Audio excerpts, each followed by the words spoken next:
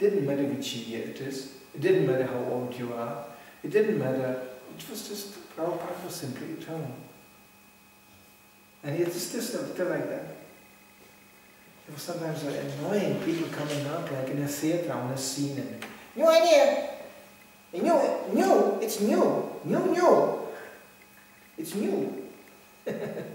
Before, you always have to allure people and wake them up by saying, it's new! And then they go, new? Oh, something new! Prabhupada had a very simple answer to this. It was already happening in his presence. He said, old wine in new bottles. That's all. You just refill the whole sink and then serve it out again. You find the same Mayavada harmony. You find the same idea of, I want to be as a God. I want to be very distinct. I want to be the master of the universe, at least a little universe. It's always the same ideas, just repackaged. And with the help of the present technology, the people can express themselves on a level they could never do before. Before it was just a man in a marketplace, like Hyde Park, in London. They have a place you can just put a banana box and stand on it and going and people can listen, that's foul. What did he say? He just said the universe comes from a big black cube. Oh, hard. And then they go again.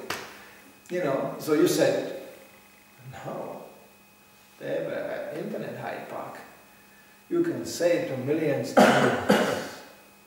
They think, oh, this man is very important. You know how many clicks, you know how many clicks he got? So many people clicked to watch. Amazing. It's becoming like, but again, because everybody is doing that, and it's so massive, it becomes unimportant. Just you get drowned by so many clicks and so many things, and actually you are nobody.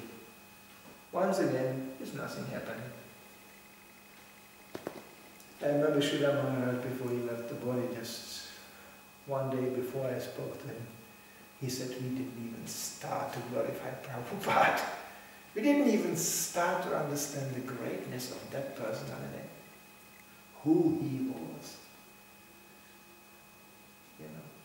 So it may be time coming still.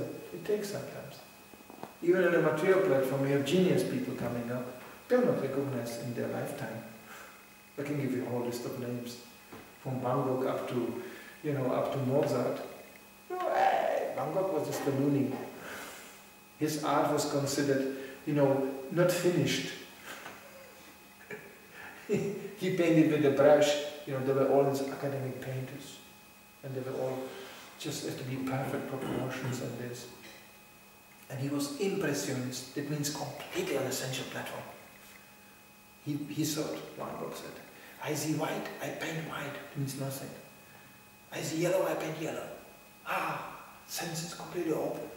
And he became so excited by the color and sunshine and this, that he stopped painting, he turned the brush around and he just put such a thick color on the painting and then he just, smeared it around.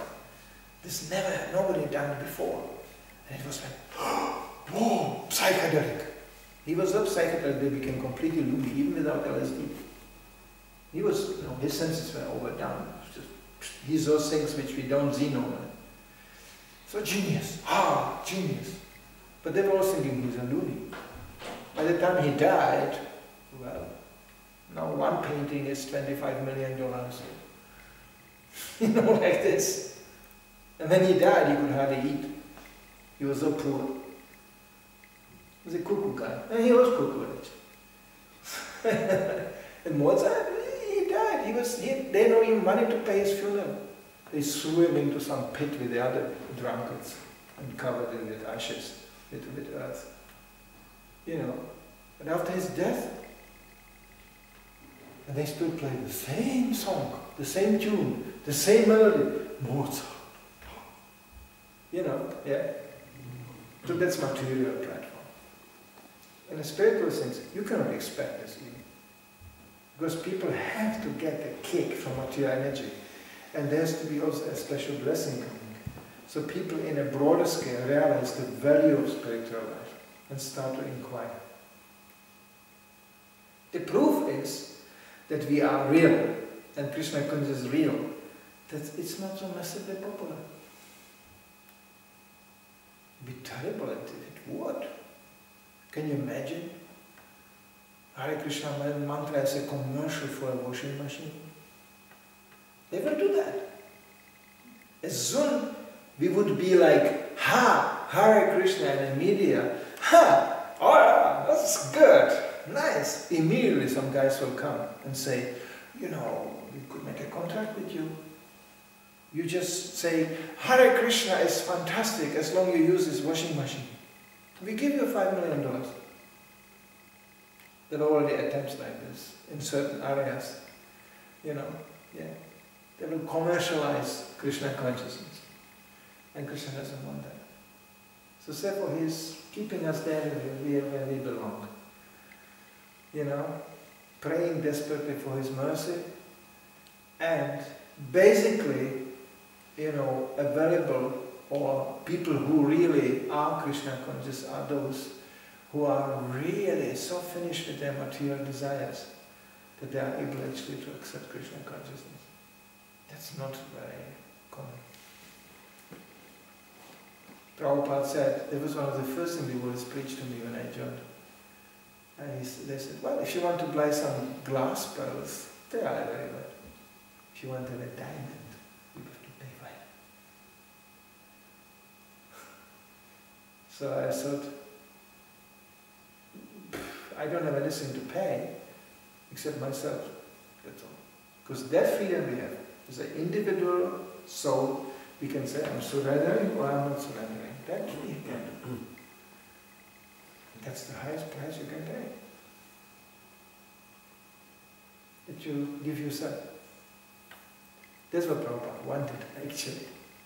Money and all this, this is a detail, this is not so.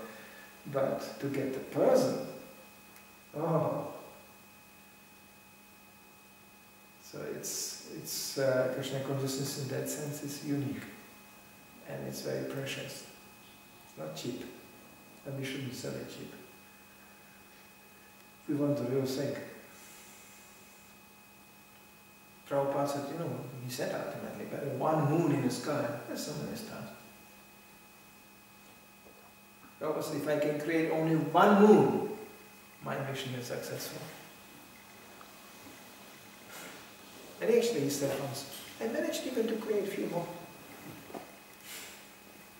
He was very happy. Okay, something else? Yeah. In one sense, you can say that materialists, like sports teams, and like even though they're very individual, they are very good at teamwork. Even though they have their individual agenda. So, but we don't have that in the spiritual movement, like money or the same kind of fame as they have. Fame also can team up people. Yeah. For fame. Yeah, exactly. I could give you an example, probably the best example how a Hollywood movie is made. God, imagine. You ever saw the credits coming after the movie? It takes few minutes, just names. You cannot imagine what a discipline nowadays to make this fancy movies, what a discipline it requires. And you are dealing with a sensual, drunkard, woman hunters, you know, shudras. They line up because they know we have to get that movie done, especially these high-budget movies. Oh, what a discipline! Director, it's a king, you know. The psychology behind all this. I can give you, because I come from that background, I can give you an idea how really spectacular movies, just from an artistic point of view, not some entertainment, cheap slapstick comedy junk, but really movies which are recognized like unique in the history of cinematography. Okay, how they came about. They asked, well, this is a Czech guy, he made it to Hollywood and he created some really spectacular movies which are, you know, they got rewards for the best picture, the best costume, the best music, the best, you know, thing like this, you know, highly decorated movie. And they interviewed the guy. They said, how did you manage to make such a fantastic movie? He said, me? You know what I did? It took me 5 years to find a team of people where each single individual is 1,000 times better as me. He said it straight out like this. And he meant it. But better as me means in the terms of skill, because it's all Shudra, skill. But that logic applied can be easily applied in Krishna consciousness. He said, and I simply serve these people. A real film director, a really popular and good one, who's producing, we are speaking about material skills, okay? Who produce a movie where you can say, wow, that's a camera. You know what you can do with a camera? Pure magic. Camera is an artificial eye. When you put it up, things look small. When you put it down, things look big. The same object. So you can, just with the camera, you can do ooh, ooh, ooh, ooh, ooh. These people, they know how to move the whole thing around, so it gives you provokes a certain emotion when you watch it. Okay? Things like that. It's just a camera. Then comes the light. What you can do with light, you can make it depressing. You can make it inspiring. You can make it romantic. You can make it dangerous. Just by light.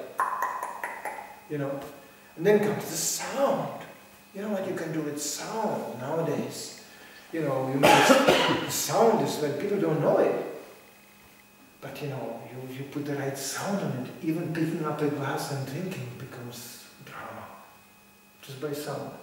Yeah, and when you get this kind of people coming together, then you got a movie. Listen, that it took me 5 years.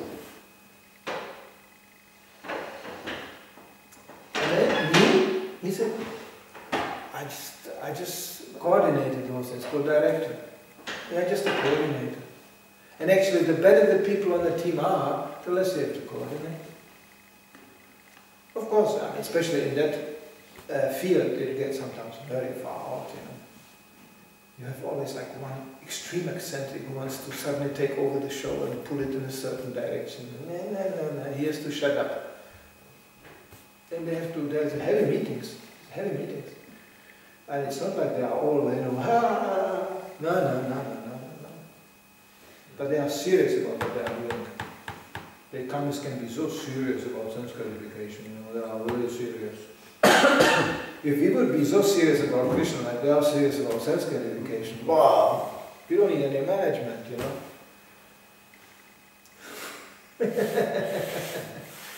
So yes, we can see, yeah, that's how it works in the material, certainly. But I am not really in favor of just, you know, being fascinated by the karmas. Look how wonderful they are doing, you know. But on the other side, you shouldn't go to the other extreme and declare anybody who just comes here and does their own thing being a pure devotee. It's ridiculous. So cannot we just look at Prabhupada and find some stability and some sanity in the whole thing? That's the whole thing about karmas. They always emanate the image, we are all facilitating all individual freedom. It's all garbage. There's always a leader who tells you what to do. There's always somebody who just designs the line. And a real team, when you speak about team, there's one keyword to it. It's called Varnashrama Dharma. That's where the team comes. Any company, and even like I mentioned, the movie makers, you know, you look in the detail, there's one who is giving the intellectual guideline of the project. He's the Shudra, don't worry, he's not a Brahmana. But he is playing the role of the visionary. He gives the idea. And then comes the manual guys. They lighten up the idea and they decorate it with music and they put it like this. And you know, and they are fascinated by the progress of the project. But they do like, and the more everybody accepts their role, you know, like the dress guy who is dressing up the actors, he has no meaning and he has no license to comment on the guy who is lightening it up. It's not his business. He doesn't know anything about that. The director, he should know from everything a little bit something. He knows, usually. So he should know. But again, he may not know about everything something. He can only recognize, this man is especially skillful. I want him. Come on. Hey, hey, hey, hey. Make us a set. Set makers, you cannot imagine what they can do. You know, they can create a palace, you know, out of nothing. Just a bunch of paper and wood. And looks like, whoa. And the camera guy comes, goes, oh yeah, oh yeah. When we put the camera like this, the whole thing looks much bigger, you know. And then the man with the light comes, oh, I can make you light. It will look like it never stops, because the corridor goes forever. I can't imagine what the illusions, total illusion, the whole thing. Oh God, when I remember I was small, I was in an atelier, you know, Czech biggest ateliers, they're very famous, actually half Hollywood is now doing films there. When I was small, I was just watching a love scene. They didn't care, I stand around. There was a bed, and there was a man and woman in a bed.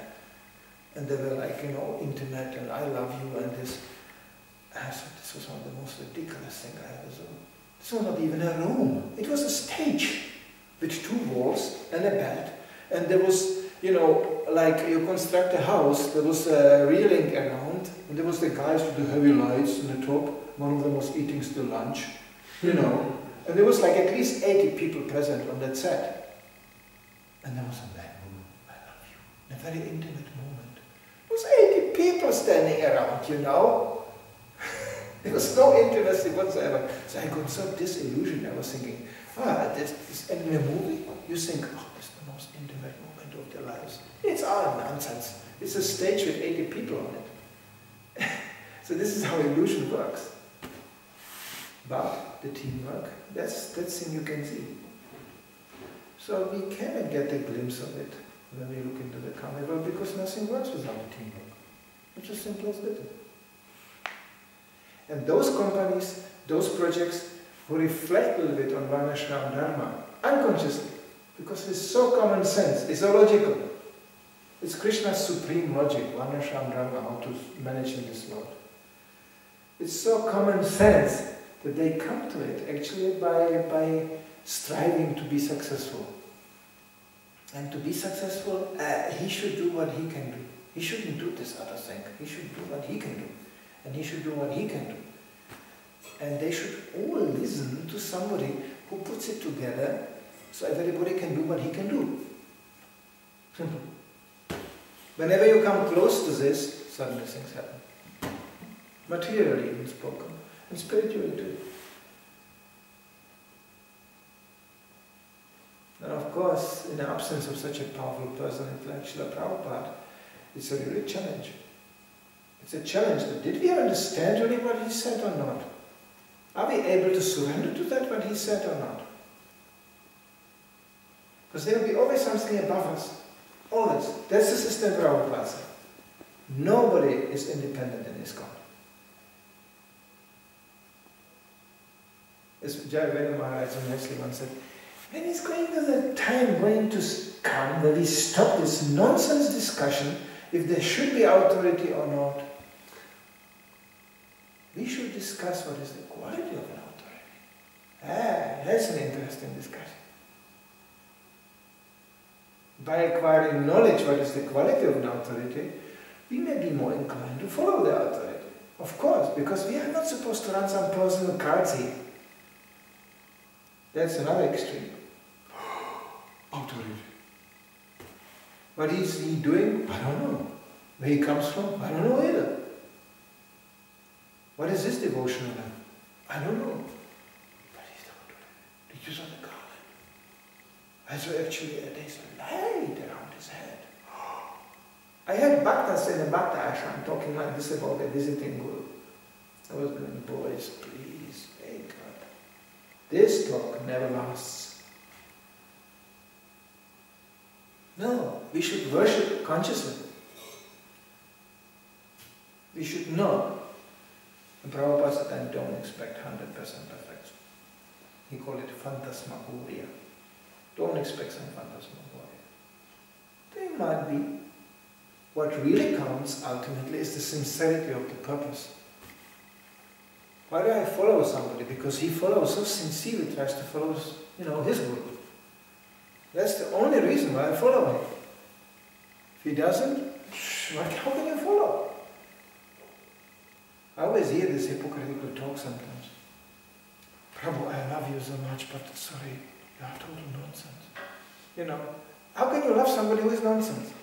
If you are really Prabhupada's follower, it's not possible.